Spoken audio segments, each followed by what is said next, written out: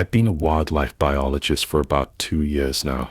Overall, it's work that I generally like.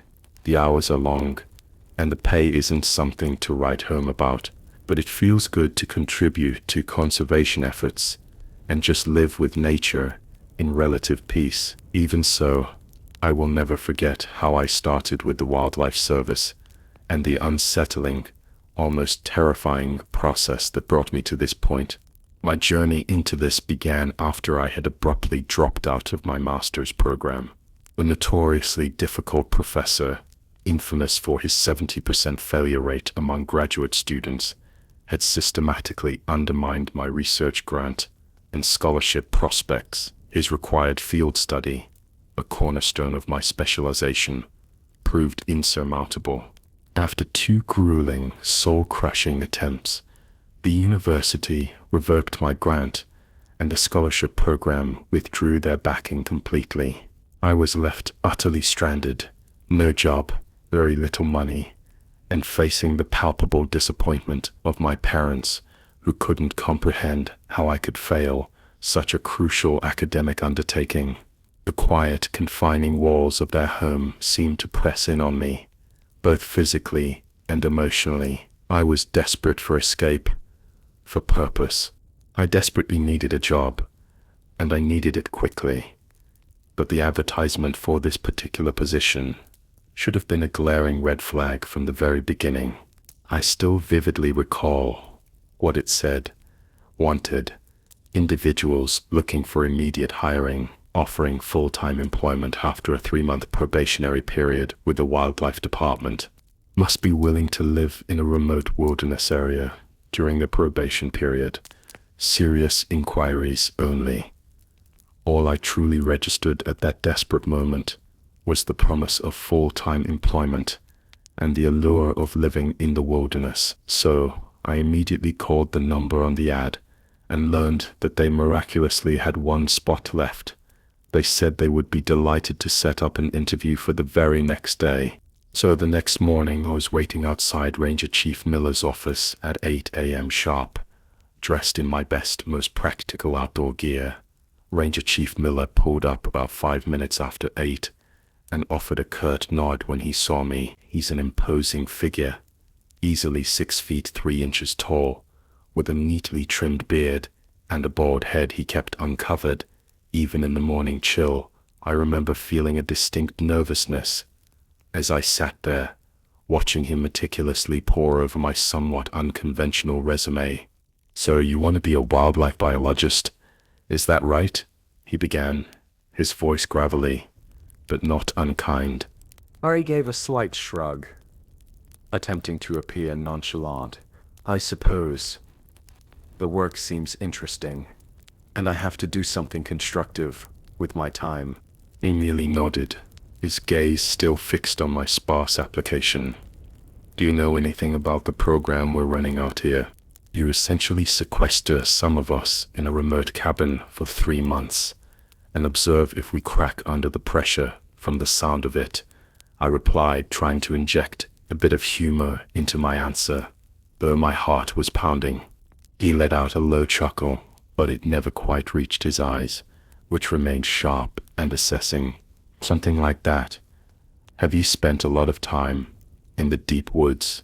Do you genuinely know your way around a tracking device, or how to identify a nocturnal animal call?" I confidently told him I had been deeply involved in nature clubs since I was a mere 7 years old.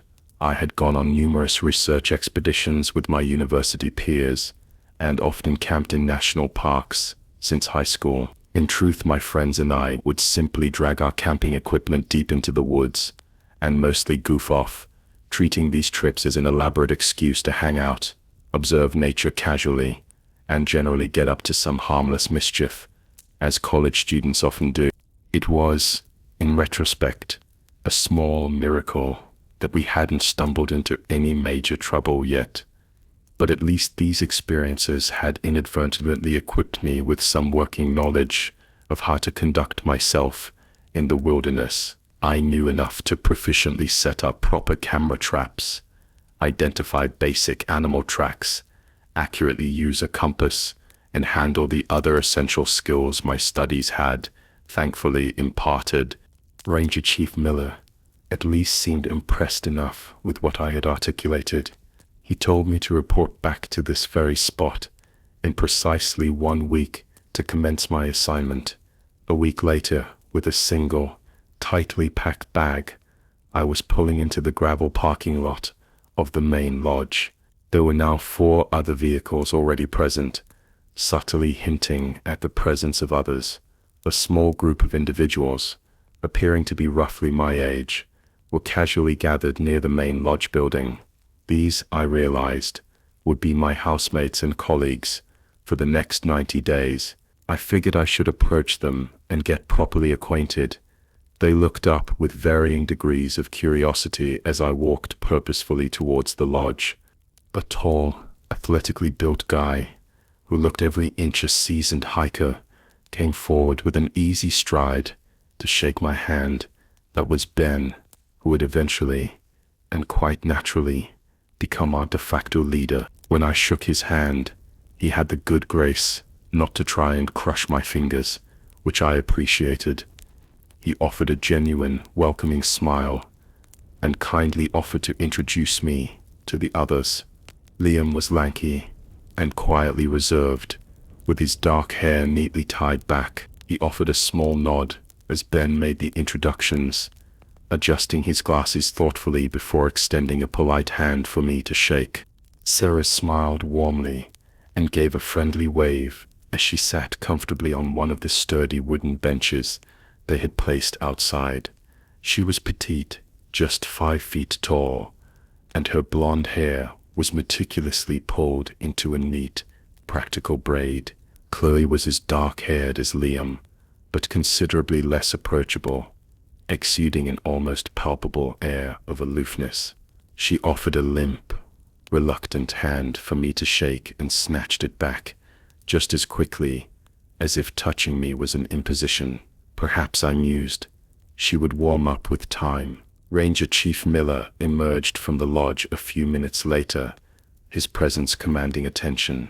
He passed out our uniforms, then pointed decisively to a beat-up, well-used jeep parked beside the lodge. "Climb in, kids," he instructed, his voice gruff but clear. "Let's go check out your digs for the next 3 months." The uniforms turned out to be nothing more than dark green vests, somewhat faded, with the word trainee emblazoned on the back of each. Then Liam and I rode in the open back of the jeep, the wind whipping through our hair, while the girls rode more comfortably with Miller in the enclosed cab. As we rumbled along the dusty, unpaved road, we talked excitedly about what we could realistically expect in the coming 90 days. The others seemed to anticipate that it wouldn't be overly difficult. Liam, it turned out, was an experienced amateur astronomer and had spent countless nights observing the sky, accustomed to solitude and darkness. Ben's father was a park ranger in the formidable Rockies, and he had literally grown up camping and navigating the wilderness. The two seemed confidently convinced that 3 months of nocturnal monitoring would be an absolute breeze, perhaps even a pleasant respite. "I heard they keep your pay held in trust while you do this, and if you quit, you don't get anything," Ben stated, his voice a little lower than usual, almost conspiratorial. "Can you imagine getting 3 months of pay all at once, and a guaranteed job?" "I also heard the last bunch didn't finish. They never got the money." Ben's eyes flicked meaningfully to the cab where Miller was driving as he uttered this last intriguing piece of information. "What?" I queried, my eyebrows raised in surprise, like they got fired or something equally mundane. "Nah, not like that at all," Ben replied, shaking his head. "Like the Rangers went to drop off some supplies one morning, and the trainees were all just gone, completely vanished." Liam looked a little confused, his brow furrowed, but I just laughed, dismissing it as a fanciful tale. "We're a storyteller in your spare time, are you?" "It sounds like a good story, I'll give you that much," I said, still chuckling. Ben, however, never cracked a smile. His expression remained serious, almost grim. I don't put a lot of stock in those kinds of stories, honestly. But it's an interesting thing to consider. We're 20 to 30 miles from the closest station. Anything truly could happen out here in this kind of isolation. His words, though delivered calmly, carried a faint undercurrent of unease that settled in the air. The monitoring cabin soon came into view as we kicked up considerable dust along the winding dirt road. It was nestled deep within the dense, ancient trees, a sturdy log structure that paradoxically looked both inviting and utterly isolated. The closer we got, the more remote and cut off from civilization it seemed to become. Its placement was perfect for observing nocturnal animals without any human interference whatsoever. We'd be living here for the next 3 months, a considerable period of time, but being that profoundly isolated would probably take some serious getting used to. As we pulled into the gravel driveway, I saw a single-story cabin with a generously sized observation deck extending from one side. It looked perfectly placed, almost organically grown, within the natural surroundings. "This is it," Miller announced, his voice echoing slightly in the quiet air. "Welcome to the Echo Valley. Your home for the next 90 days. The heavy front door opened onto a small, simple entryway that led into a central living area. It was sparsely furnished, but functional, featuring an old, crackling radio, a worn, deeply comfortable couch that looked like you could truly sink into it, and a pair of sturdy wooden chairs. Off the living room was a fully equipped, if somewhat basic, kitchen, a small, utilitarian bathroom, and a short hallway that led to the bunk rooms. Each of the rooms had 2 sets of sturdy bunk beds and a small, functional dresser. The peculiar thing, though, was that the bedrooms had no windows at all, just solid walls. "Trust me, you'll be glad of that," Miller said, his eyes holding a hint of something unreadable. After the brief tour, he gathered us in the living room and gave us a precise rundown of our duties. "One of you is to be on the observation deck at all times. After sunset," he emphasized, his gaze sweeping over each of us. "You have to maintain a constant, vigilant watch over the valley. If you're on the deck, make absolutely sure you're wearing your uniform. That's extremely important. There's a large sliding door on the north side that leads directly to the main deck. That will be particularly helpful for those of you on the night shift. That being said, and this is crucial, no one leaves this house after dark, under any circumstances." "Why is that exactly?" Ben asked, his voice reflecting the collective curiosity. "Well, from your current position," Miller began, gesturing vaguely towards the windowless walls. "It's about 10 miles into the dense woods to the closest ranger station. It gets profoundly dark out here at night, so it's simply best if you keep to the cabin for your own safety and well-being." We all shared a dubious, questioning look at that explanation, but Miller wasn't finished. "There are a few additional safety rules I've explicitly left on the fridge in the kitchen for your reference. Follow those diligently, and the next 90 days should fly by without incident. Food deliveries are once a week, precise and punctual. There's enough gas for the generator to last you till the end of the month, and if there's a genuine emergency, you can hop on the short-range radio in the kitchen. Your cell phone service will likely be hit or miss out here, so do not rely on them for urgent communication. If the heavy rains come early, radio us for more fuel, and we'll bring more promptly. Good luck," he concluded, and with that he was gone, leaving us to the quiet of the remote cabin. The first few weeks were, surprisingly, quite easy. Ben, with his natural leadership, quickly set up a system where each day someone was off, enjoying a break, and the other 4 meticulously kept watch in 6-hour shifts. I readily opted to take the night shifts, since I was accustomed to being awake during those hours anyway, a habit formed during my academic pursuits. No one argued with me. Most of them were clearly day people, preferring the sun. Soon we settled into a comfortable, almost predictable routine. We took turns cooking meals, developing a surprising camaraderie over shared culinary efforts, and worked out a fair chore system. We genuinely got to know each other better as time went on, sharing stories and laughter. Liam and I bonded over our shared obscure taste in classic rock bands, often humming along to old tunes, and Sarah and I discovered we had remarkably similar tastes in true crime documentaries. Spending hours discussing cases, Chloe never seemed to fully warm up to anyone but Ben, maintaining a distant, almost frosty demeanor. Meanwhile, Ben himself seemed to effortlessly get along with everyone, his genial nature a unifying force. The first 2 weeks seemed to fly by, with very little of note to report. Very little, that is, except for the peculiar, unsettling sounds that began to emanate from the deep woods at night. Miller hadn't been joking about how profoundly dark it was out here. Even with a full moon illuminating the sky, it was still an impenetrable darkness in the valley below the cabin at night, a thick, oppressive blackness that seemed to swallow all light. I was immensely grateful for the powerful floodlights on the observation deck, which cut through some of the gloom. The deck itself had a clear, sturdy roof and transparent sides up top, offering an unobstructed 360-degree view. From there you could see in all 4 fursaws. With the valley as dark as it was remarkably easy to hear even the smallest, most subtle hint of sound. That was how I first noticed the whisperers. I had climbed up there during the day, looking out at the vast, sprawling expanse of woods, with a sense of profound awe, a breathtaking panorama. But when I climbed up again to take on the night shift, I discovered a very different auditory landscape.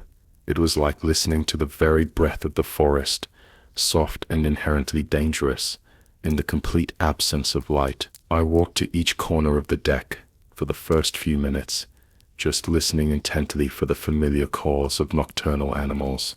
It was so incredibly peaceful out here. There were no blaring city noises or pervasive light pollution, no glowing windows from distant houses or blinding headlights from passing cars, just dark, ancient woods that held both infinite possibilities and profound, unrevealed mysteries. As I listened out over the silent woods, a quiet hope settled within me. I could get used to this kind of peace. I hoped I would. My initial wonder, however, lasted for only about an hour. Soon, I found myself idly scrolling through my phone. It seemed that being this elevated, perched high above the valley, I actually managed to get a decent signal on my service connection. A rare luxury in such a remote area. But as I scrolled through social media, my attention was suddenly snared by something I caught out of the corner of my ear. There was a low guttural murmur coming distinctly from the north-facing woods, the one that looked down over the actual valley floor. I immediately set my phone down, my casual scrolling forgotten, as I walked cautiously towards the very edge of the deck.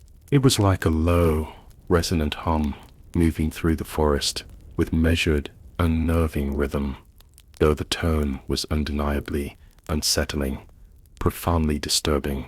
It sounded uncannily like a human voice, yet it was distorted, elongated, almost like a whisper carried on a strong, unnatural wind. A deep, resonant sound moving methodically through the woods, with slow, deliberate undulations, like some massive, unseen creature shifting. I almost knocked the directional microphone over as I reached for it, in a hurried attempt to pinpoint the source. But it didn't help much. When I focused it intently on the source, all I could hear was the same deep, human-like murmur, frustratingly indistinct. With the microphone, I could occasionally pick out what sounded vaguely like words, or at the very least, desperate attempts at forming language. Then, abruptly, the sound shifted, seemingly directed right at me, as if acknowledging my presence. I almost dropped the microphone in sheer surprise. I tried to record a few snippets on my phone, hoping to capture proof, but it mostly just sounded like static or generic wind interference. On the recording, somehow, the intricate details and unsettling nuances I could hear so clearly with my own ears didn't translate through the microphone. The sound traveled for about a mile through the dense woods, making its measured, deliberate way for approximately an hour and a half, before suddenly going completely silent, as if someone had abruptly flipped a switch. I blinked, disoriented, thinking my ears were undoubtedly playing tricks on me, hallucinating sounds in the darkness. The sun would be up in a few hours, a comforting thought, but for now it was still profoundly dark outside the cabin, an oppressive black. I spent the remainder of the night moving restlessly from corner to corner of the observation deck, my senses heightened as I desperately tried to discern if whatever that had been would return. I couldn't help but wonder if this chilling phenomenon was precisely why Miller had so emphatically told us not to leave the cabin at night. That disturbing thought just led me to question, even more deeply, whether we were truly safe out here in this remote wilderness. When my alarm finally went off at 6 a.m., signaling the end of my shift, I still didn't have any concrete answers, only more unsettling questions. All I could do was wake Chloe up so she could reluctantly take her watch. I was sitting in the quiet kitchen, slowly eating breakfast, when Ben and Liam came in, their faces still a little sleepy, curious about how my shift had gone. It was peaceful enough, I began, choosing my words carefully. There was a weird hum, though. It was like a person whispering, but the sound was incredibly deep, almost guttural. It spooked me pretty bad, honestly, right up until it just completely disappeared, as if it was never there. Ben laughed heartily, his skepticism evident, asking if I had perhaps snuck something a little stronger than coffee into my mug. But I noticed that Liam remained uncharacteristically quiet, a thoughtful, almost troubled expression on his face. Maybe, I mused, I hadn't been the only one to hear something so unsettling. We spent the morning together, diligently doing a few chores around the station, trying to maintain a semblance of normalcy. At about 5 in the afternoon, feeling the lingering effects of a restless night, I decided to lay down for a few hours of much-needed rest before getting up for watch again tonight. Liam had the watch again that night until my shift commenced. I set my alarm for about 11:30 p.m. so I could have a brief word with him before he turned in for the night. Throughout the entire day, he had repeatedly opened his mouth as if he wanted to ask me something significant, only to clam up again, his expression unreadable. I felt absolutely certain that he had heard something disturbing last night too. That night, when my alarm blared, I struggled immensely to get up from my comfortable bunk, the fatigue a heavy cloak. When I finally pushed the sliding door of the observation deck open, I saw him jump a little in surprise before he registered that it was just me, his expression softening slightly. "Couldn't sleep?" he asked, his voice a low murmur, as he handed me a steaming cup of coffee. There was a fresh pot, warming on a hot plate, a comforting aroma filling the cool night air. "I just woke up and figured I'd come up here early. How's it been tonight?" I answered with a drawn-out yawn, feeling the coffee's warmth seep into me. He looked intently over at the north face of the cabin, his ears straining, as if listening intently for something specific. Not too much, really. Been pretty quiet since sunset," he replied casually. The way his ears strained the way his gaze remained fixed on the darkness, made me profoundly wonder. "Liam, have you heard anything unusual up here after dark, like in the woods?" I asked, my voice low, hoping to coax out the truth. Liam chuckled nervously, and for a moment, I figured he would deflect, dismiss my question, but then his smile slipped a little, replaced by a more serious expression. Maybe. He hedged, his voice almost a whisper. I don't know. Sometimes it genuinely seems like my ears are playing tricks on me. Sometimes. Do you hear whispering people in the woods? I interjected, finishing his sentence for him, and the way he looked at me, his eyes wide with a mix of surprise and relief, was all the answer I needed. He told me that on the very first night, he had simply assumed he had dozed off for a minute, attributing the strange sounds to a dream. Before this job, he had been working the day shift at a local bookstore, a stark contrast to nocturnal vigilance. So, being awake after 9 wasn't something he did often.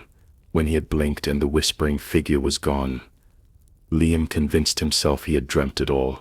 When he heard it again tonight, however, he realized with a chilling certainty that there might be much more to it than just a vivid dream. They just travel with a measured pace through the woods, taking their time until they eventually go completely silent. It's truly weird. I don't think I've ever heard anything quite like it before, he told me, his voice tinged with a mix of awe and trepidation.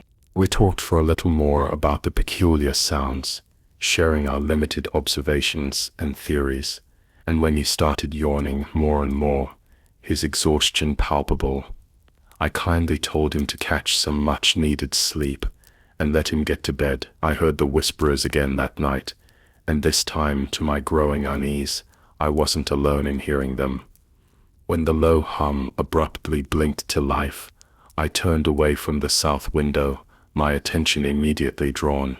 It seemed like the human-shaped murmur had manifested in precisely the same spot as last night, as it made its slow, deliberate way towards where it had disappeared the previous night.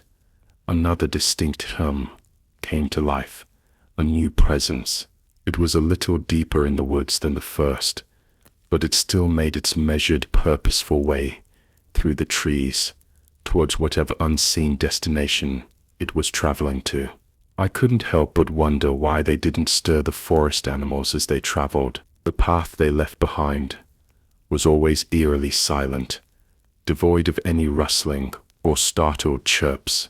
Whatever created their pervasive hum must not produce any disruptive sound at all, a truly unsettling thought. Just like the night before, they traveled for approximately an hour and a half before suddenly going completely silent, vanishing as if they had never existed. That was how the first 2 weeks unfolded. I actually started looking forward to hearing the whisperers at night, a strange, almost morbid anticipation. That was what I started calling them, a name that seemed to fit their elusive, unsettling nature. When I told Liam, he immediately decided it was as good a name as any, recognizing the aptness of the description. They never appeared during the day, or if they did, no one ever heard them. On the nights when Sarah took over for Liam, she never reported hearing them, always insisting on the profound quiet of the valley. But Liam and I both strongly suspected that she was too deeply buried in her fern, engrossed in social media or videos, to ever notice them. This shared unsettling secret brought Liam and me closer, forging a genuine friendship, and we spent a lot of time speculating, often quietly, about what they might truly be. Then, on a night midway through the second week, a disturbing shift occurred, altering everything we thought we knew. When I came to relieve Liam for his watch, he pointed a trembling finger to a faint, flickering glow in the North Valley, and whispered, his voice laced with apprehension, that we had guests, hikers probably, he said with a forced shrug, attempting to sound casual. I haven't heard any whisperers yet tonight, but maybe they're just shy around strangers. He left for bed, after a while, his steps unusually quick, and I settled in for another night of vigil, watching the dark, silent woods I kept a keen ear out for the whisperers, my senses on high alert, but the distant campfire down below, a small orange beacon in the vast darkness, kept drawing my eye, a magnetic pull. I hadn't seen anyone camping out there at night in weeks. The season was now a little too chilly for all but the most determined hardy hikers, and it was intriguing, yet also strangely unsettling, to think of someone else besides us being present in the seemingly empty valley. The fire was blazing high, probably a desperate attempt to keep away the pervasive, biting chill. It gave me an involuntary shiver to simply think about camping, exposed on a night like this, vulnerable and cold. It was a little later, as the night deepened, when the whisperers hummed distinctly to life, a low, unnerving chorus, echoing through the trees. To my growing surprise, there were significantly more of them than I had ever expected or encountered before. They appeared in their usual, predictable spots, but their collective route, to my utter dismay, took them directly towards the small flickering fire, blazing in the distance. There were two of them at first, their hums distinct, but then a third emerged, quietly, ominously, from behind the unsuspecting campers. The low, guttural sounds they produced were clearer, more defined than the mere crackle of the campfire. As they drew closer and closer to the campers' illuminated sight, a dreadful realization dawned on me. I couldn't understand how the campers hadn't noticed the whisperers yet. How could they not hear the deep, resonant murmurs that were so clearly coming out of the woods towards them, a chorus of hidden dread? As they meticulously surrounded the campsite, all four sounds, the faint crackle of the campfire, and the three distinct hums of the whisperers, suddenly, unnervingly, went out at precisely the same moment. The campfire, the source of light and warmth, and the three disturbing whisperers were all gone, swallowed by the profound darkness.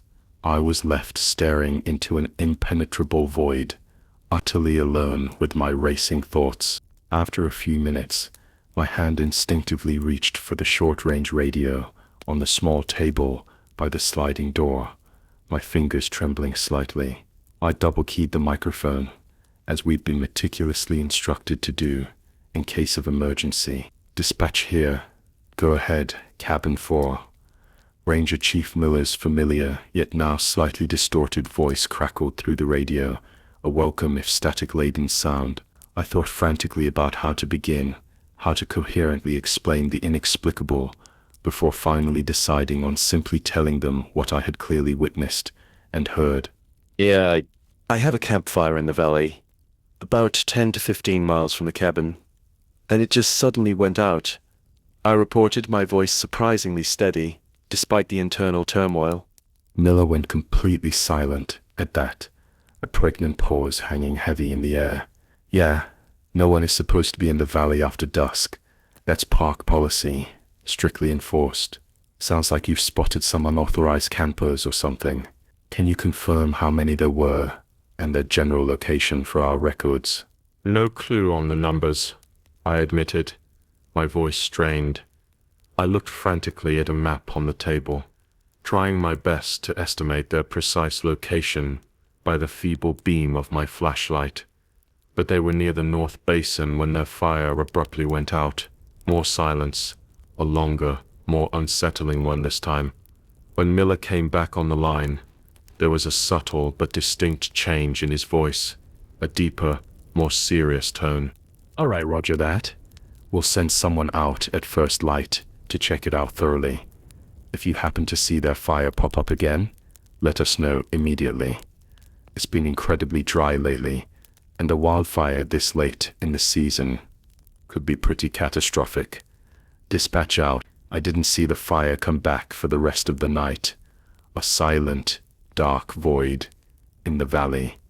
But more disturbingly, the whisperers didn't show up either, their eerie hum conspicuously absent. I was shaken awake the next day by Ben, his face grim. Around 11 a.m., Miller had arrived, bringing the usual weekly supplies. As the others busily unpacked them, he took me quietly aside, his expression serious, to ask me specifically about the mysterious fire the night before. I recounted precisely what I had witnessed and heard, meticulously detailing every observation, except for the unsettling part about the weird whispering people. I still wasn't ready to reveal that. He nodded thoughtfully, making careful notes in a small, weathered ledger. I went out there with a couple of other rangers this morning, and we found the remains of their campsite, just as you described. We're guessing about 3 individuals were camping out there. They were gone, vanished, but we found all their abandoned stuff and meticulously cleaned up their mess. Good looking out. And I'll be sure to put your name in the official report. Well done. He turned to go, his duty seemingly done, but I was still overwhelmingly curious about something, a persistent question nagging at me. Sir, I began, choosing my words carefully. Have you ever heard anything unusual in the woods at night? Anything beyond the ordinary animal sounds? He gave me a direct, piercing look that immediately told me he knew precisely what I was subtly hinting at, but he wouldn't directly acknowledge it unless I was willing to explicitly state what I had heard. Funny you ask, he began, a knowing glint in his eyes. I've heard a good many things out here after dark, some things that would curdle your blood. What specifically do you mean? He asked, his voice low, inviting me to elaborate. I opened my mouth a few times, wanting desperately to tell him the full, terrifying truth, but not wanting to appear crazy or delusional. Finally, I decided, with a heavy heart, on not saying anything at all, retreating back into my secret. He then wished me a good day. His words oddly weighted, and left, kicking up a plume of dust, as he pulled off down the road in his jeep. I was off watch that night, grateful for the respite, but when someone violently shook me awake in the wee hours of the morning, I woke up in an instant panic, my heart pounding. It was Ben, and his face was utterly pale, clearly scared out of his mind. I need to show you something I've never heard before. Not like this, he half whispered, his voice strained with urgency. I immediately followed him back to the observation deck, my senses on high alert, and had to strain my ears when I came to the top. The valley was suddenly alive with sound, a cacophony of whispers, louder and more pervasive than it had ever been before. I could clearly hear more whispering figures than I had ever encountered. There were easily 7 or 8 of them, moving around out there in the deep darkness, their unnerving hums echoing through the valley. Ben seemed to be watching me intently, scrutinizing my face for some kind of shock or reaction. When I didn't appear surprised, my expression probably betraying my prior knowledge, he correctly guessed that this wasn't the first time I had heard them. I call them whisperers, I told him, my voice low, matter of fact. Liam and I hear them every now and again. They don't seem like they want to bother us, so we just sort of keep an ear on them, but they're definitely kind of unsettling, aren't they? Ben seemed considerably less worried, his tension easing, when I confirmed that this was not something entirely new, that I had a frame of reference, and that's how we brought in a third into our little terrifying secret. Ben began to keep a much closer ear out for them after that night, and we often talked quietly, conspiratorially, about them some nights, sharing our observations and fears. I stayed with him up there that night, recounting in detail everything I had previously heard and witnessed, and when they all went completely silent at once, a sudden chilling cessation of sound, he was utterly speechless, his face a mask of disbelief. I didn't tell him about the campers, just as I hadn't told Liam. We kept that dark secret for as long as we possibly could. That was the end of October, and November passed with relative ease. A deceptive period of calm. We busied ourselves with the usual day-to-day chores, maintaining our routine. As we kept vigilant watch over the valley, Miller continued to come once a week, precisely as scheduled, to pick up our accumulated trash and bring us fresh supplies, our lifeline to the outside world. We watched, mesmerized, as the vibrant autumn leaves transformed, shifting from brilliant greens to fiery reds and oranges. And then the first gentle snows came, dusting the landscape in white.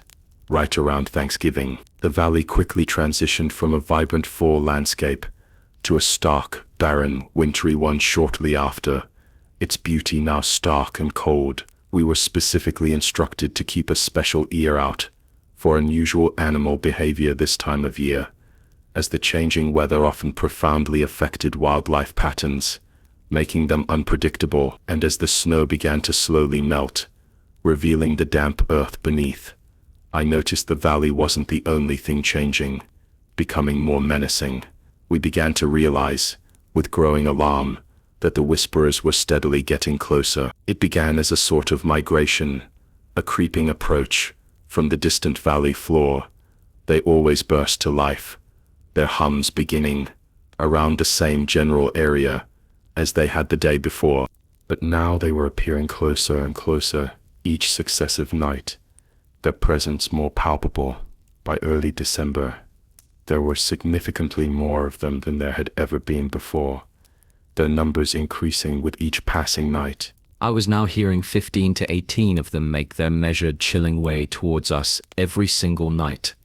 A terrifying chorus. The closer they came, the more vividly I remembered what Ben had told us in the back of the Jeep as we drove up to the cabin for the very first time.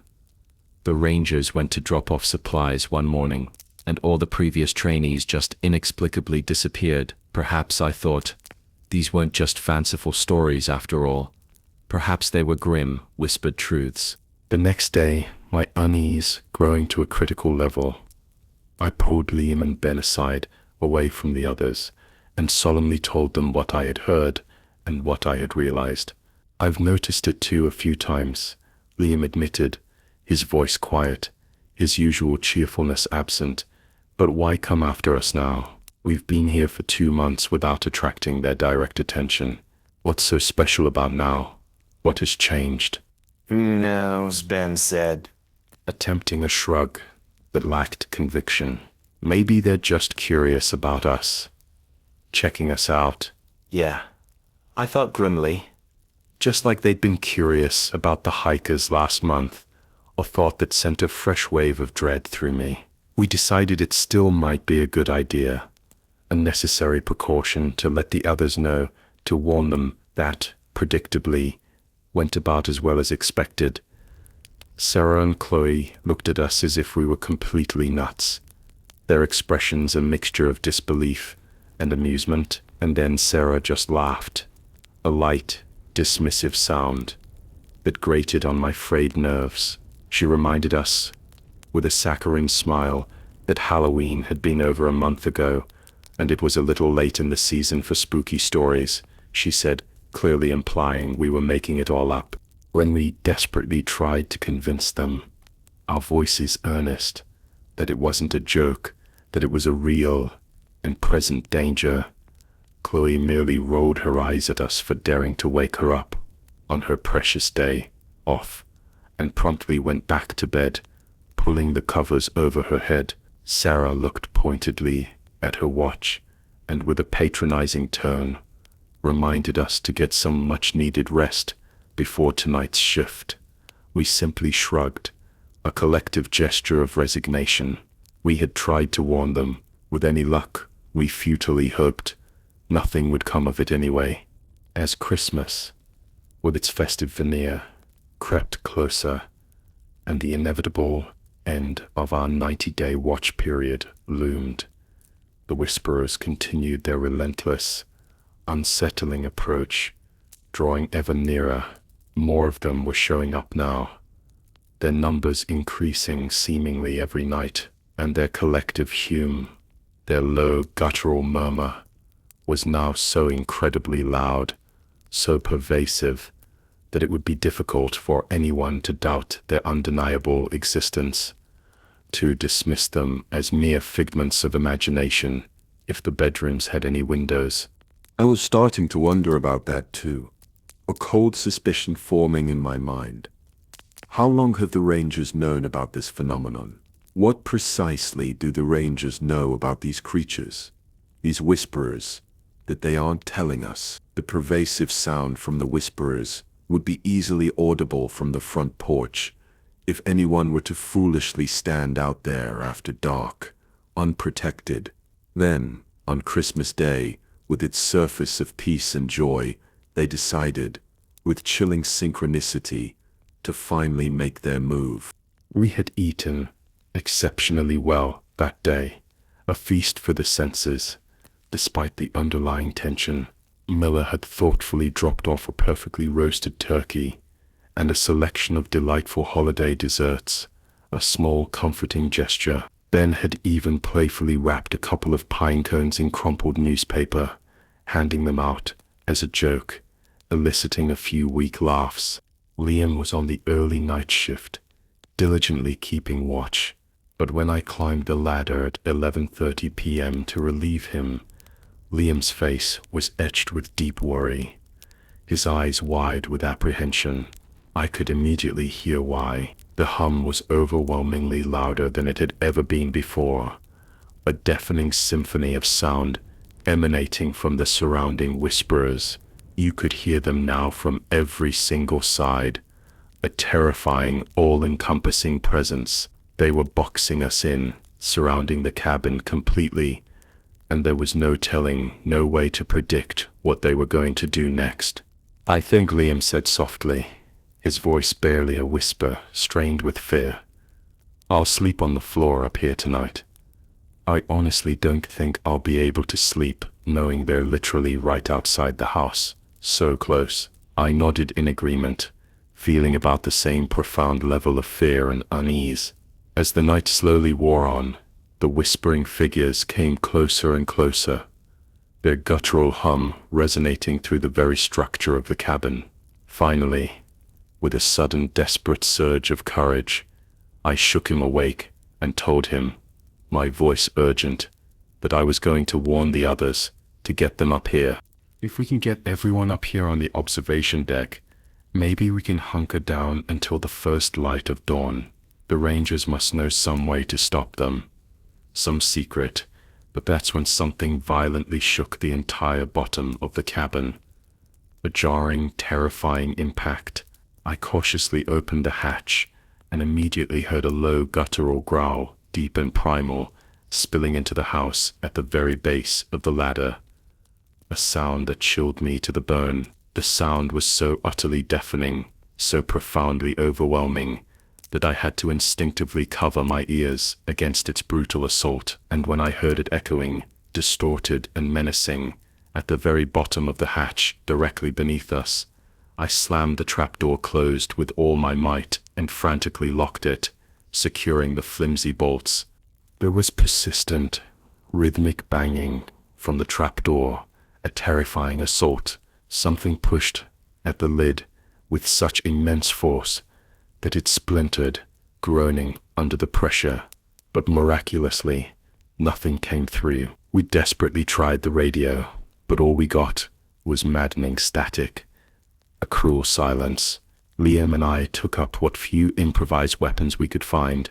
We found a small, dull axe and a sturdy cold metal rod under the desk.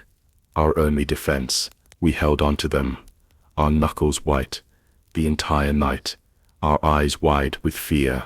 We waited, tense and terrified, for them to finally break in, not daring to fall asleep for even a second. But as dawn eventually came, painting the sky with faint hues of pink and orange, and the terrifying sounds outside began to slowly recede into silence, we decided, with immense relief, that we were probably safe for now. We slowly, cautiously, went down to check the house, but we couldn't find any trace of the other trainees. Their beds were unmade, their personal belongings still lying scattered around, untouched.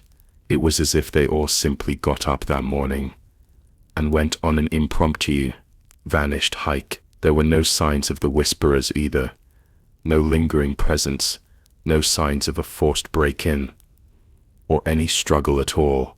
If it weren't for the noticeably banged-up splintered trapdoor, I could almost chillingly believe nothing had happened, that it was all a shared, terrible dream. Liam and I immediately moved some essential supplies up into the observation deck, our new, precarious sanctuary. The radio still wasn't working, a frustrating dead end, so we decided to simply hold out there, rationing our food and water until the next scheduled supply drop-off. But the second night was even worse than the first, a new level of terror. The banging was definitely more aggressive this time around, more sustained, more determined. All through the endless night we found ourselves sitting heavily on the hatch, our bodies pressed against it, as the flimsy bolts holding it in place groaned and strained ominously against the relentless onslaught from below. The hatch, we both knew, had never been made to withstand something like that, something so powerfully malevolent. As dawn slowly came again, a welcome albeit tentative promise of safety, and the terrifying sounds from below began to finally go silent, Liam and I breathed a collective sigh of profound relief, our muscles aching, our minds exhausted. I was so incredibly tired, I yearned to simply fall into a deep, dreamless sleep. But Liam, his eyes still wide and alert, had other, more desperate plans. "I think we should try to walk out of here while it's still light," he said, his voice surprisingly firm, cutting through my exhaustion. I had been lying back on some blankets, my eyes already getting heavy, and I looked up at him as if I couldn't possibly believe what he was saying, the sheer impossibility of it. "We're both completely dead tired, man. We'd never make it the 20 or so miles out of here through this dense wilderness before nightfall," I pointed out, the logic undeniable. "We've got to try," Liam insisted, his voice unwavering, a new resolve in his eyes. "I'm not sure that Hatch can survive another night, not with that kind of assault. I don't like the idea of being stuck out here to find that out, to witness its failure. What happens if Miller doesn't come out here on the first?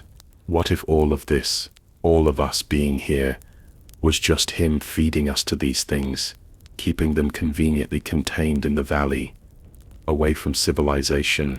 You remember what Ben said when we first came out here, about the other groups? We wouldn't be the first group to just poof, disappear without a trace. His words, delivered with chilling conviction, finally resonated with me. We went back and forth on it, arguing, debating, weighing the impossible choices. In the end, with a grim determination, he packed up some of the remaining supplies, energy bars, a water bottle, a small compass, and left, disappearing into the vast, silent woods. That night's assault on the cabin was much less violent than the night before, surprisingly subdued. As I sat on the hatch, my body aching, my mind racing, I couldn't help but wonder if maybe some of them, the whisperers, had gone after Liam.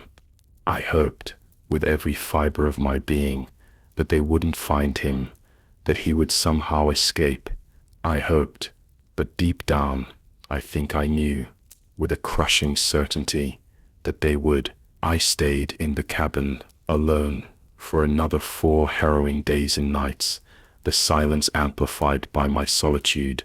My fingers started forming painful blisters from constantly holding onto that cold metal rod every single night, my only defense against the unseen terror. But when I woke up on the 5th day to a distinct welcome banging at the front door, a human sound, I knew, with a surge of profound relief, that I had miraculously survived. It was dawn, the sky slowly lightening, and I was never, in my entire life, more grateful to hear the sound of another human being, a beacon of hope in the terrifying wilderness. Miller smiled up at me from the doorway, a look of quiet satisfaction on his face. I had a good feeling about you, you know, from the moment I met you, he said, his voice softer than usual. I'm genuinely glad one of you survived this round of probationary hiring. All right. Now, come on, we'll get you a proper uniform and show you the ropes, the real workings of the service. And that, in a chillingly surreal twist of fate, was how I came to officially work for the Wildlife Service, becoming one of them. Unfortunately, the Whisperers, as terrifying as they were, weren't the strangest or most dangerous thing I would encounter in my time in these ancient, mysterious woods. It's been 2 full years since Miller took me out of the woods in his old rattling Jeep, but very little has truly changed in the park since then. We still don't allow unauthorized camping in the valley, a rule that is consistently, rigidly enforced, though to our continued frustration, we do clean up around 5 abandoned campsites within a year, a testament to the persistent disregard of some individuals. Some people just consistently don't listen, despite the clear warnings. We also, unequivocally, do not go into the valley after dark, no matter the severity of the emergency. It's an unspoken, ironclad rule. We don't allow loud noises or disturbances in the valley, but you can still hear a faint, almost imperceptible hum on most nights if the wind is still, a constant, eerie reminder of their presence. And of course, at least once a year, I now take 4 or 5 prospective biologists, fresh-faced and eager, up to cabin 4 so they can undertake their 90 days of chilling probation, their own trial by fire. I asked Miller once, years ago, why we continue to send them up there, when so few ever truly come back, when so many simply disappear. All he would tell me, his gaze distant, his voice heavy with ancient wisdom, was this: "Kid, those aren't the worst things lurking in these woods. There are far worse things, far weirder, more ancient things out there, beyond your current comprehension. But if someone, anyone, can survive the Whisperers of the valley, then they've got a genuinely good chance of surviving the service, surviving everything else this wilderness throws at them. Remember this, son, and take it to heart. If it ain't us protecting this, if it ain't us making the sacrifice, then it'll inevitably be the tourists who pay the ultimate price."